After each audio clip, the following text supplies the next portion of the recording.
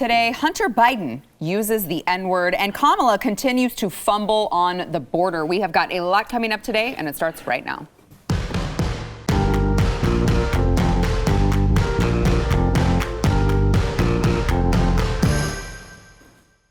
Welcome to the news and why it matters. I'm Sarah Gonzalez, today joined by BlazeTV contributor Eric July, back in studio, and his maiden voyage on the show. I can't believe it because I've been friends with him for so long. Former Texas State Representative Jonathan Stickland. Recovering politician. Yes, I'm sorry. Rehab. How is it going in rehab? I'm loving it. I'm loving it. I bet. How long were you there again? 8 years. Geez, did it feel like 80? Yes, it did. And I've got the gray hair to show the transformation.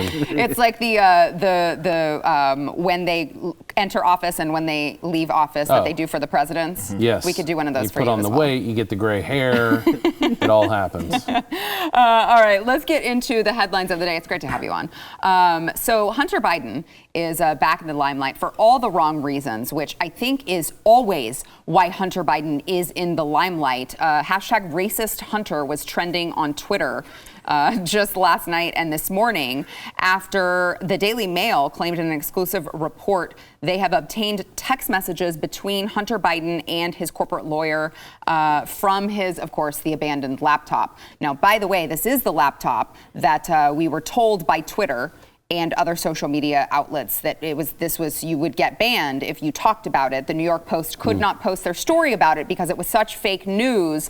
But wait. Then all of a sudden it ended up being completely true. No walkbacks or retractions from Twitter. But the Daily Mail does have these exclusive text messages. Well, everyone has them now, but the Daily Mail did have them first. So there are images of the text messages that show Hunter Biden speaking with his lawyer. How much money do I owe you? Because N-word, you better not be charging me Hennessy rates. Uh-oh. By the way, just for context purposes, the lawyer is also white. So they go back and forth in the exchange. Several times they use the N-word, OMG N-word, true dat N-word, you my N-word, Barack. So just a back and forth. Malibu's Most Wanted type stuff is what I envision, when they say that and do that. Was the cringy story of the year for me because it's just hilarious. Look, we know, and obviously that's the route that a lot of people I know they want us to take, and that is, well, if this was Trump's either Junior or either of them that said this would have been mainstream headlines and all this, he would have been demonized. Yes, all that's true.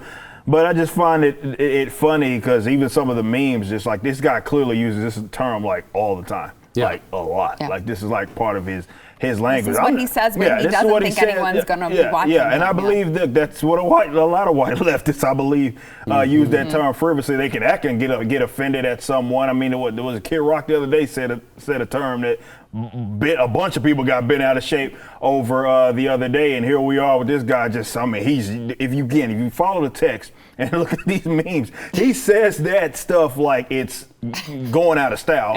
This is something that he regularly says, and I just wonder if he's going to talk about it in his little book. I have a feeling that chapter will not be seen in his book, Jonathan. Yeah, it's super frustrating because if any Republican had used this, I mean, these same ones who are pushing it under the rug, Donald Trump Jr. would be freaking out. I'm wondering when Hunter Biden is going to send an invoice to the Republican Party because he just keeps giving them win after win on all of these. I mean, this is like political manna from heaven for them, but it just shows you the hypocrisy of the left. Yeah, it really does. Those of us who were in it, we see it behind closed doors, and every so often it manifests itself in these forms, and you get to see what's really going on in their heads. So, and the double standard of the media, that to me is the craziest part of it. So let's talk about that part for a second, because I was texting back and forth with one of my producers yesterday on this, and he sent it to me, and I was like, just wait. The mainstream media is going to erase this story, and it will not have happened. And he sent this to me today. Sure enough, he sent me the link, and it was a Forbes link of the story. And it said, here, let me read you I have it on my messages. The link, it says, Hashtag racist Hunter trending following accusations that Hunter Biden used racial slurs in texts. But when you click on it, you get this message from Forbes. Oh, oops. Editor's note, this page is no longer active. We regret any inconvenience. So interesting. It's almost like it's exactly too much traffic. Turn down the dial. Yeah. I mean, it's just like the New York Post story. It's like, oh, whoops. Or I'm sure Twitter will say, well, you can't look. Even if it's not fake news, that's someone's personal conversation. You can't use that. I mean, when it happens to a Republican, that's what I was we'll air it all over the place. Right. That was the point I was about to make. I would agree. Like, of course, it's private information. Like, they can have all those conversations, and I don't want to make the biggest deal. This is why I'm not getting bent out of shape. I'm the black guy at the table. Yeah. Nonetheless, though, the double standard is obviously what a lot of people are going to discuss. And look what you see when you see manufactured like trending stuff. Those only last for like a certain period of time. You got to be lucky to catch it when it's generally like speaking about some leftist or a Democrat unfavorably before it then gets buried and then it just goes away and it's like it never happened. It just goes to show how manufactured a lot of these trending topics are, especially with Twitter. I think Twitter of all social media platforms has it the worst because I can't go into, you click the search bar or something and it gives you like some news, and almost all the time it's demonizing someone that's not a leftist. They generally never go there. So you have to be lucky. It's like the guy sleeping at the office over at Twitter. He let it trend for like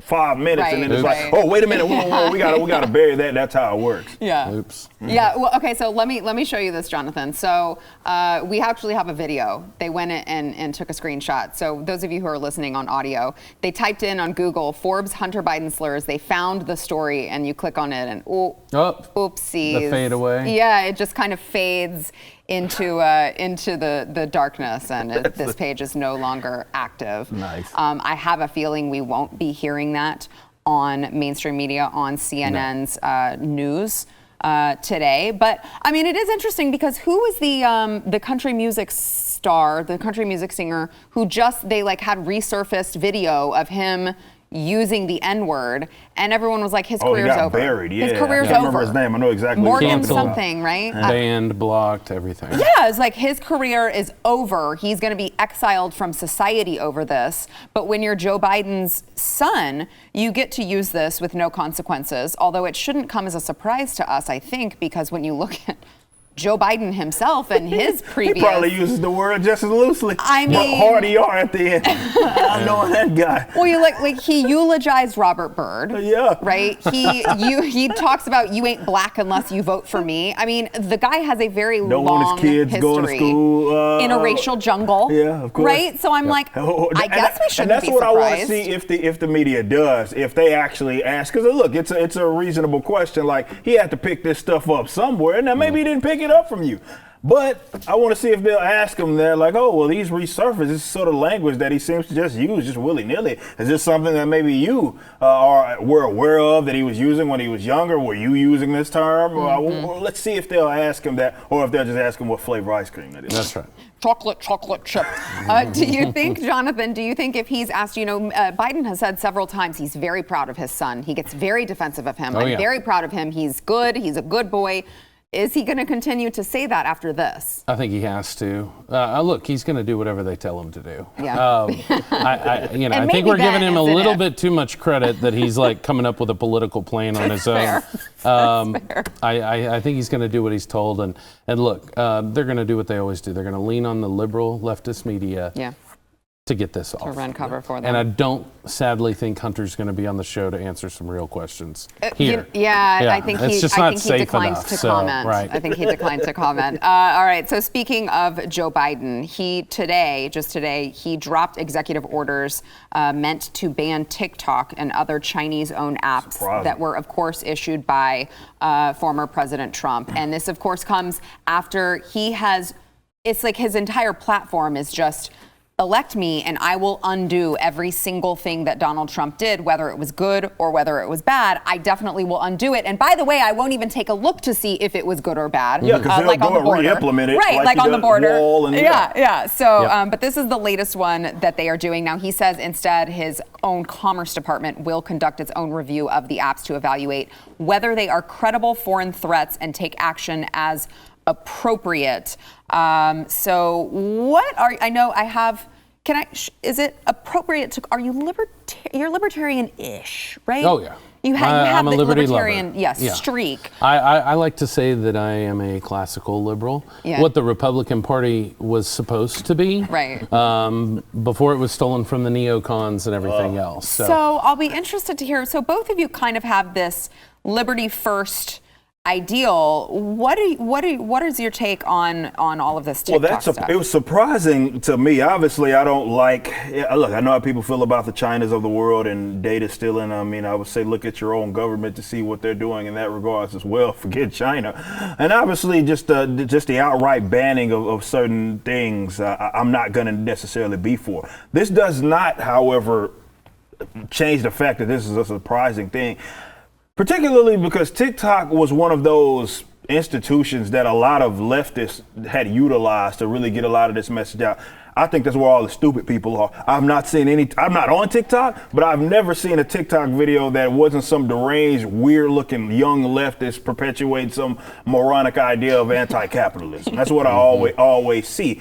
And so it, by, I guess, effect, was an extension of, let's say, leftism, or rather the authoritarian left and Democratic Party. So that's in itself was what it was. That's surprising to me, especially considering that he would have to confirm more so of his adversary and Donald Trump, because he had a very, very similar position. And it seems to be really this past month has been a lot of Joe Biden and Kamala. I mean, if you listen to the message, I'm pretty sure you guys talked about it on the show yesterday with Kamala and what she was saying about the border. I mean, she went full Trump there. Some of the things she said, you had to go back. She said all of that. I was like, wow, this really sounds like what Donald Trump. What a novel idea, right? If only we had a previous president who would have said the same thing. It's bizarre. So yeah, it was like optics when he first got in.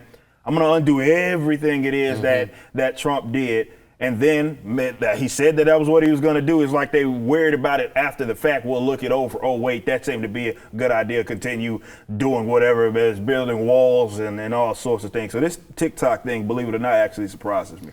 It's completely crazy to me that Donald Trump has now not been the president for a while.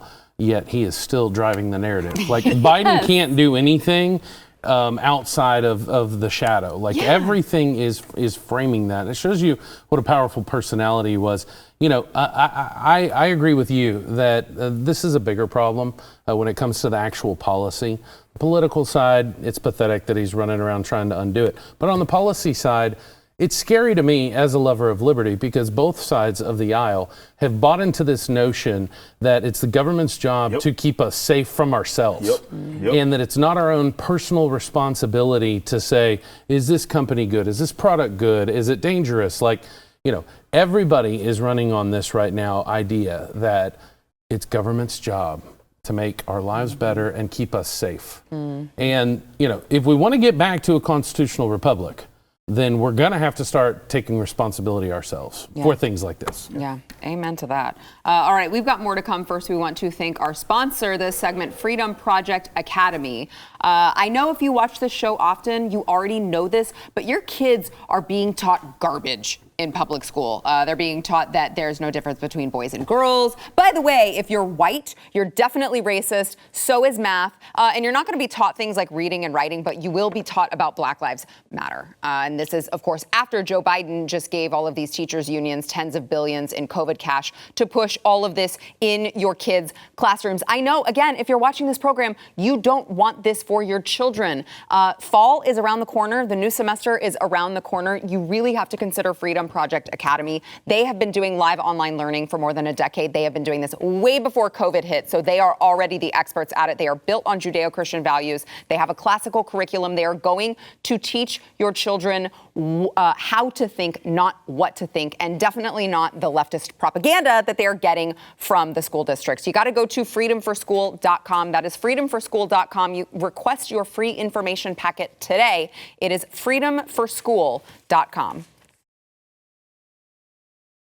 Eric, you mentioned this earlier in the program, Kamala's trip first to Guatemala. Now, yesterday we covered on the program Guatemala, Kamala Harris, and of course the signs that she was greeted with, which were just beautiful. It was just a beautiful sight to see Kamala go home. Trump won, which again, to the benevolent overlords over at YouTube, I'm just repeating what the sign said, okay? I'm just reading it from there. So please don't penalize us, benevolent overlords at YouTube. But Kamala wasn't done. She made a stop in Mexico City, gave another press conference, and was asked, can you help us understand how this trip in particular to Guatemala and Mexico helped shift your thinking on that position, in particular on when you will visit this crisis at the border? Because again, that's what she keeps getting asked. When are you actually going to visit the border? You are, in fact, the border czar. Where are you on this? And here is another stumble from Kamala. Watch. The issue of root causes is not going to be solved in one trip that took 2 days. This is an issue that is long-standing, is in many cases generational. It is not a new issue for the United States to feel the effects of those root causes on our shores. It is not new for us to experience that people will come to the United States if they are fleeing situations where they cannot feed their children. So this work is the work that must be done with a commitment to going deep and making a commitment over a period of time, knowing that nothing that we can do will address it overnight. So that is my perspective on this issue, and I am committed to doing what is necessary in the time that we have to deal with the complexities of this. It would do a disservice to the issue itself, the issue at the border. It would do a disservice to the issue itself if that is the issue that concerns some. To address the root causes as though it's something that can be dealt with overnight. I don't think it's been overnight. I don't recall all of this border crisis situation happening yesterday. I think actually it's been going on for a while now. So interesting deflection from Kamala. It's hard to, I mean, I guess I know why Joe Biden picked her, because he had already put himself in a box when he said he was going to pick a woman of color. But you watch her and it's just hard to imagine how anyone thought it would be a good idea to pick her. She is exceptionally bad at this.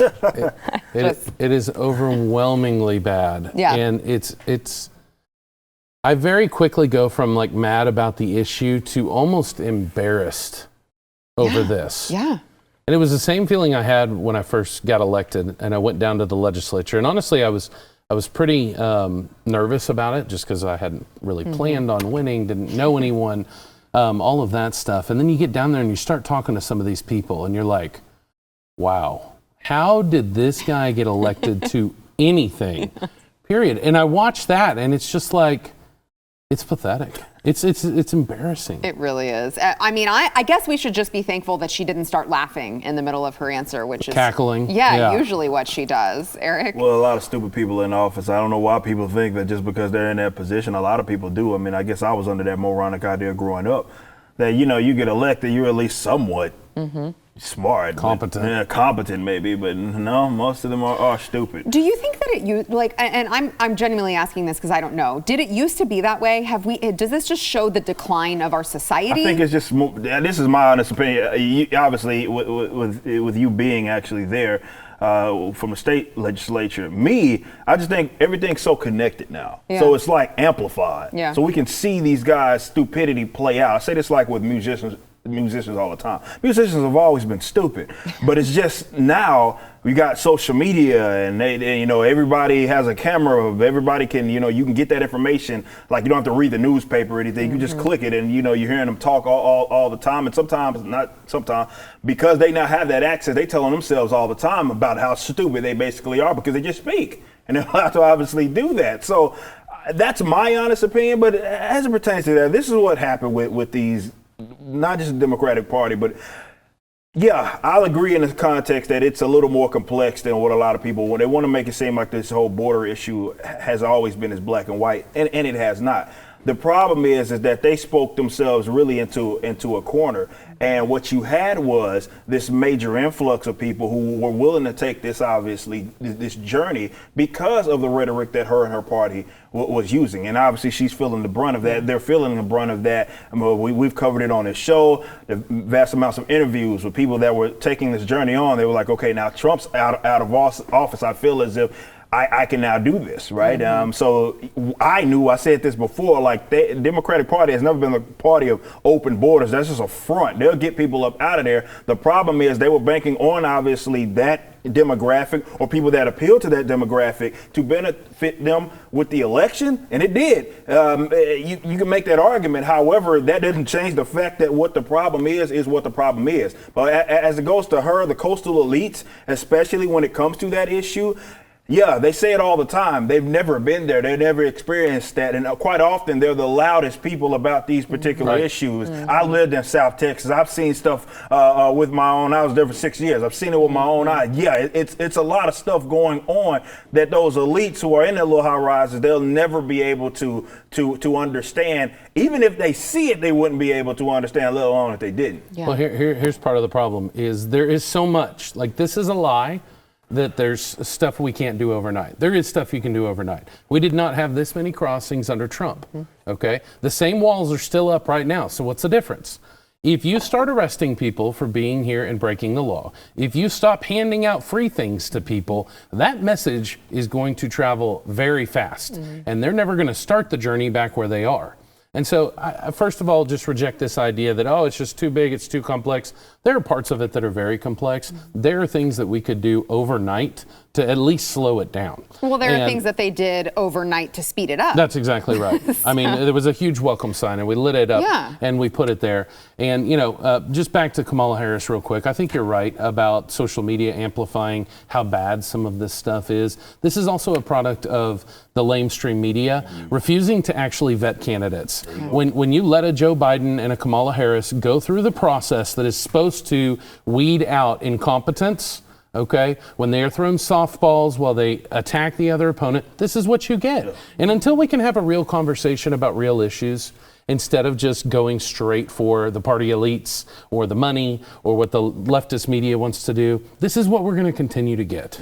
So let me ask you a question on this particular topic, because Greg Abbott just came out and said, hey, I've got this great idea.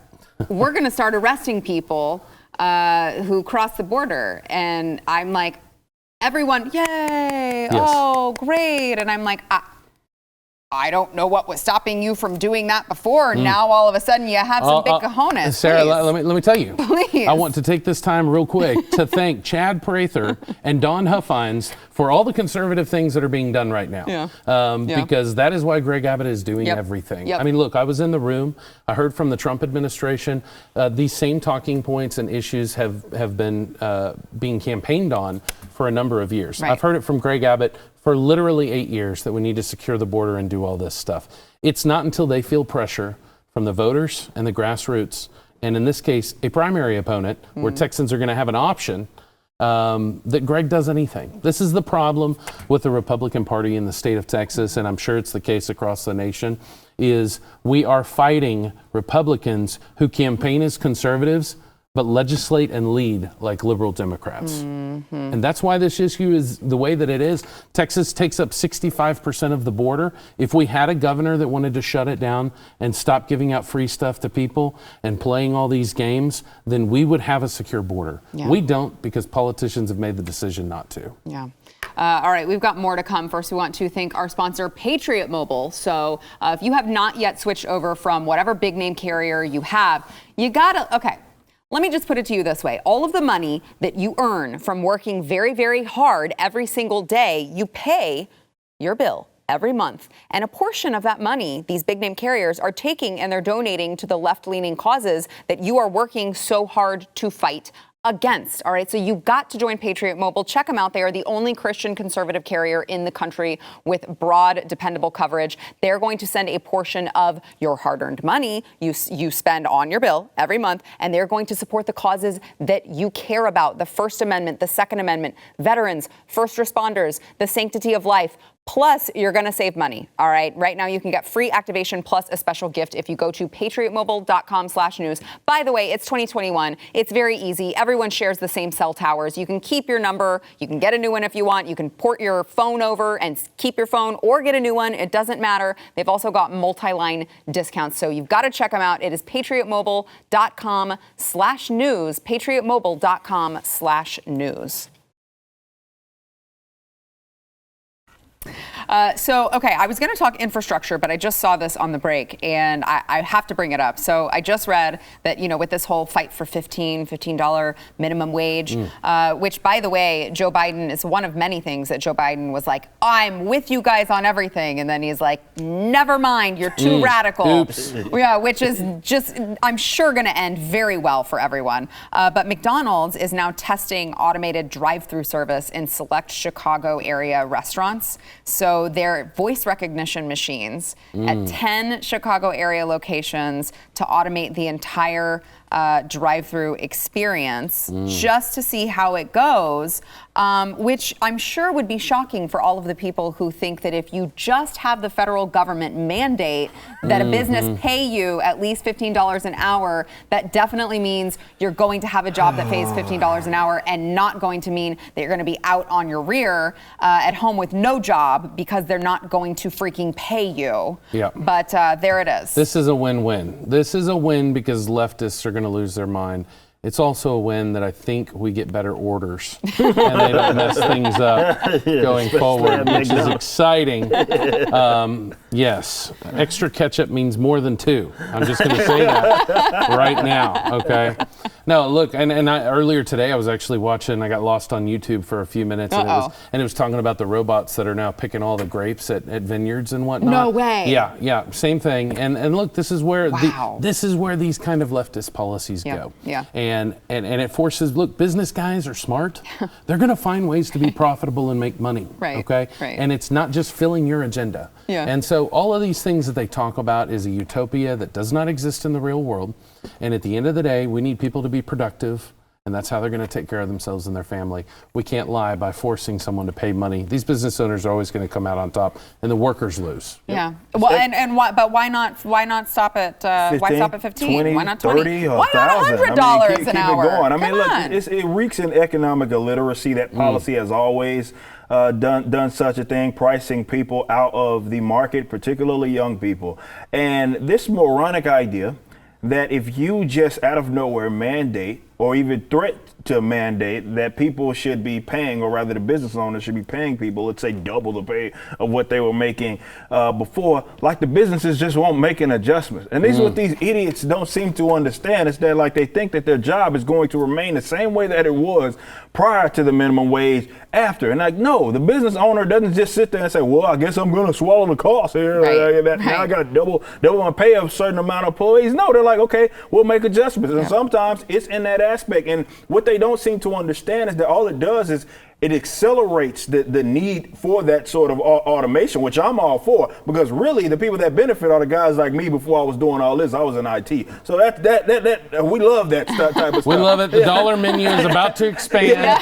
We're getting more items for cheaper. Okay. We absolutely love it. This is fantastic for us. But for those people who really are the ones that feel those minimum wage job usually it's like lower skilled people, young people, people that are actually trying to develop skills. Those are the people that get hurt the most. It's the most like contradictory, probably economic law that has ever existed throughout history. It also has racist connotations, which is kind of odd that the left champions that, considering the history of minimum wage in this country, let alone other countries as well, and how it's historically been used to price minorities out of the market. It just reeks in economic illiteracy, and that's the reality that always hits them. Yeah, speaking of economic illiteracy, President Biden shut down talks with Republican West Virginia Senator Shelley Moore Capito, who spent weeks negotiating with his administration to reach a bipartisan agreement on an infrastructure package.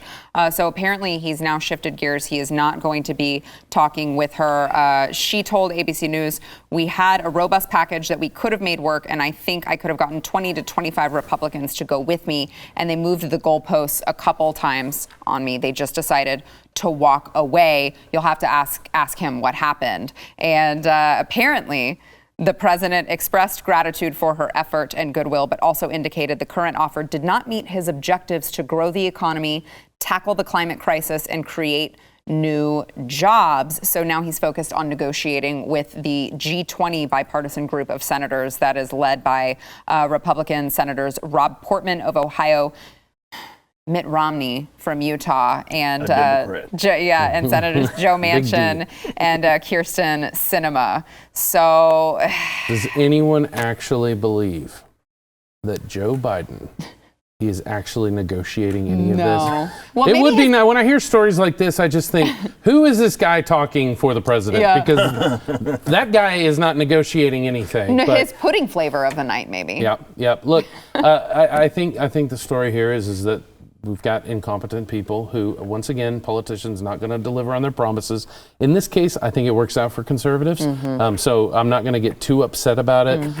Again, it's more just about the optics of, like, we've got a bunch of nincompoops running the show. And sometimes you got to kind of cheer when they fall down and mess it up, because sometimes it works in our favor, but it's still sad to watch. Well, when COVID struck and, they all were gone, and I was like, I'm good if they don't ever want to get back and make any new laws. They can just be Shut gone. down the government, please. Be gone forever, please. That'd be great. No, but what you're saying is, like, a lot of those policies, like there is a big, I don't want to say shift, but there's a divide in the Democratic Party. Obviously, it's kind of been amplified here recently, but you have that Uber, like the AOCs of the world, but most of that party isn't the AOCs or the squads of the world. And some of those policies are, like, really, believe it or not, too radical for even the Joe Bidens of the world to be like, I'm for. They have enough sense. I don't know if you guys remember in the previous election cycle, not this recent, the previous one, you even had to have Hillary defending capitalism against Bernie Sanders. She had enough sense to be like, okay, you're going way too. I'm encouraging you guys to do it. This was on the debate stage where she was like, I'm not going, all right, that's a little too far. There is a too far from them, and I think this is why you see him, they pay lip service to all. They say, oh yeah, we'll give you that, but you're seeing him go back on a number of different things, whether it be the student loan forgiveness. He said, I'm out on that. Yep. You know what I mean? And a bunch of this other infrastructure thing, which is everything now. But yeah, it works out for us when they do bump heads because they don't pass new laws, and that would be far more preferable. I would, though, prefer that they abolish themselves. That would be even more fantastic. I think it's because you got people like Hillary Clinton who have been profiting off of this system personally for so long. They're like, wait, we can't destroy it completely. And they see exactly what we see, is that eventually we're going to run out of other people's money, and it's looking closer and closer every day. So you're starting to see some calmer heads, and I think it's from a corruption standpoint. Personally, they're profiting off of the system that they've set up, so they don't want to completely trash it like the AOCs who want one world government. What do you think happens to the Democrat Party? Because you see the AOCs, the squad, they're creating a lot of noise, and I think they're radicalizing a lot of just leftists that are at home listening to all of their talking points, and then they see their supposed leader not following through on open borders and all of these other things. So I mean, do you see them eventually splitting? Do you see the radical wing finally taking over? Like, how does this end? Because I feel like it ends very poorly. Well, it ends with all of us broke. Either way. It ends with me moving to an island that I'm not going to tell anyone about. I'm in Parker County and raising chickens now, so that's what it means for me. But look, I think they're going to continue to fight. And the basic reason is that there are some Democrats who have been hoodwinked into being Democrats. They don't necessarily hate America like the progressive leftists that you mentioned earlier, okay? And every time those people open their mouths and start talking about policies like the Green New Deal or teaching critical race theory and all these things that are like actually changing culture, those people are sitting there going like, one of two things are going to happen. They're going to have a civil war in the Democrat Party, or those people are going to start looking at conservative options in the Republican Party. So it's unsustainable, and it's inevitable if we continue down that path. And it's going to be a conversation we all have to have. And just quickly to piggyback on that, I saw a lot of that coming to fruition with, again, going back to a couple of election cycles ago. I don't know if you guys remember Jim Webb. And, he was a Democrat. And among that debate stage, even it was setting in, it seemed for him like, I am surrounded, because he's more of one of those blue dog Democrats. He's like, I'm surrounded by crazy people. These guys this isn't even what the party, this isn't the party of JFK. This isn't even the party of anything that I want any part of. So especially those older Democrats, they're not on the same page. And it'll be interesting to see how that develops as they become more and more loud. Do they end up winning, or do we see somewhat of like a big major civil war within that Democratic Party? I mean, I say we just sit, don't take sides, just let them don't figure break that them out. up. Let it happen. Let them do what they do. All right, we've got more to come. First, we want to thank our sponsor, Taser. So, you know what?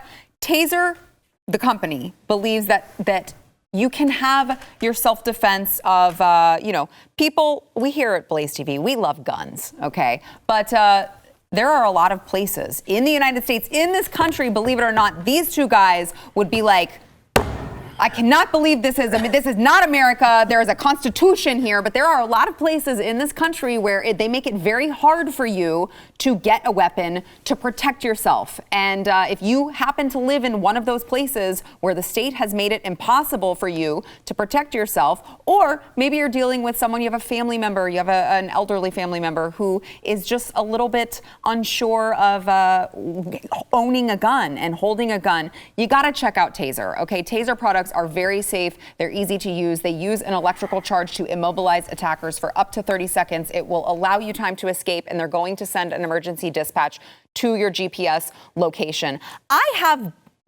I don't want to tell you all that I have, but rest assured, I have both a firearm and a taser, because you never know when you may need whatever it is and you don't want to be left empty-handed. You got to start protecting yourself and your family with Taser today. They are available without a permit in most U.S. states. You can get the Taser Pulse Plus or the Taser Strike Light at taser.com. With promo code Y, you will save 15% at Taser. That's TASER.com, promo code WHY.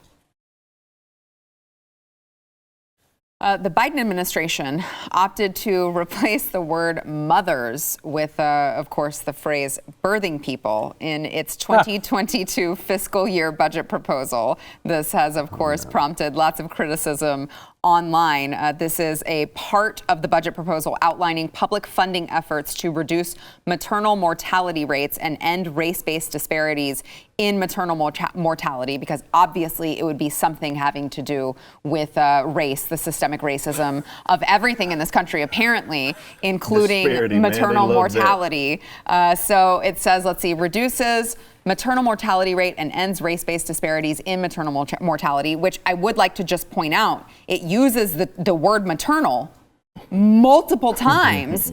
And it says the United States has the highest maternal mortality rate among developed nations, unacceptably high mortality rate for Black, American Indian, Alaska Native, and other women of color. To help end this high rate of maternal mortality and race-based disparities in outcomes among birthing people, and in addition to the, and then they go back and use the word maternal again. It's almost as if they don't believe any of this garbage that they are putting in all of their documents, and it's 110% a virtue signal, but that's just conspiracy talk. Isn't it hilarious to just see that these guys want to erase women? The party usually. It's not hilarious to me. Yeah, I mean, it's hilarious, at least in the capacity of, wow, these guys try to champion the women so much, and they gaslight them against conservatives. Yeah, all the time. Against women. Yeah, but we're going to erase you. Yeah, I mean, you can't do, your youngsters won't be able to do competing sports against other women.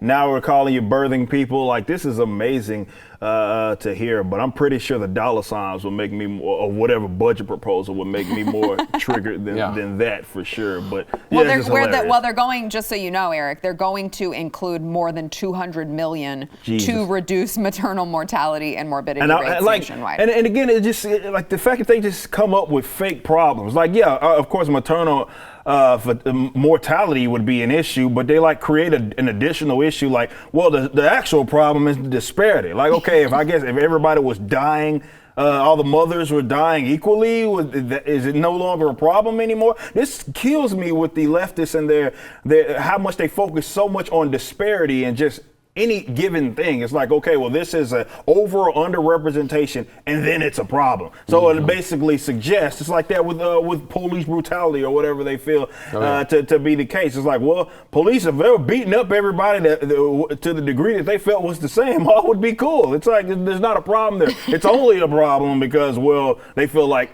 X race gets beat up a little more. Their obsession with disparity is a disgrace. Who and where are these people sitting around looking at words and deciding, let's do this instead? Like, who is this person?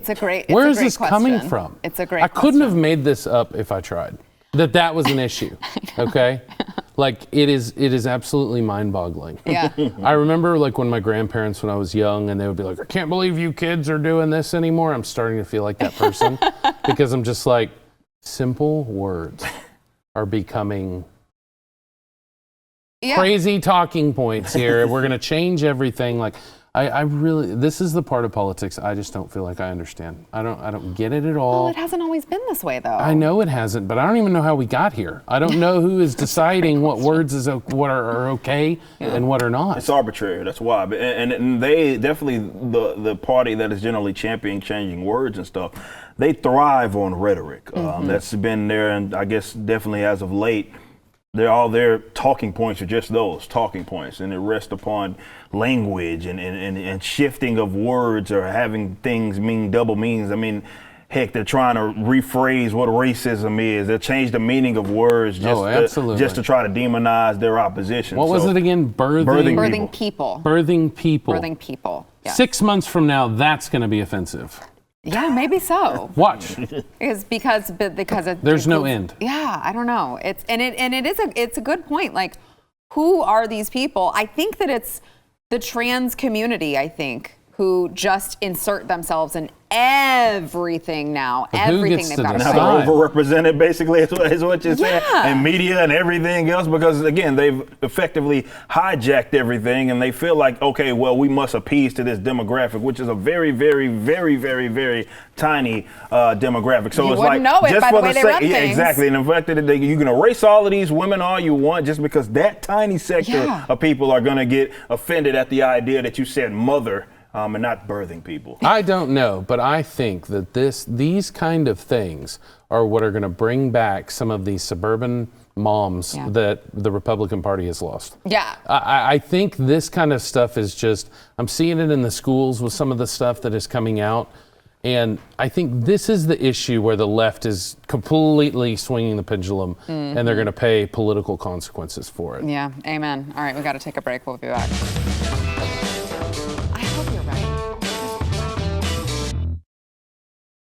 All right, those of you who are watching our smiling faces, maybe you're watching on BlazeTV, YouTube, Pluto. I know there's people back here are going to make fun of me for the way that I say Pluto, but I will have you know there is a T in Pluto, JB. All right, those of you who are watching, don't forget to go to wherever you get your audio podcasts. Subscribe, rate, and review the news and why it matters. It will help more people be able to find the program, and they too can hear the news and why it matters. Also, if you write us a good review, you may see your review read live on air, like the one today from Art of Santana, who says, Built Bar news and awesomeness. Sarah, your show put me on to Built Bar.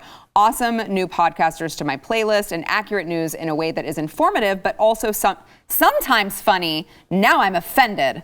I just realized I started this review with Built Bar, but honestly, everything about this show rocks, which is why I share it with friends every chance I get. Keep the fire alive, friends. So I think all of you should do what Art of Santana did and share this with a friend.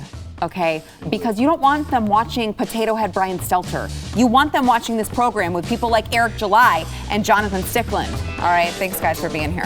Fun.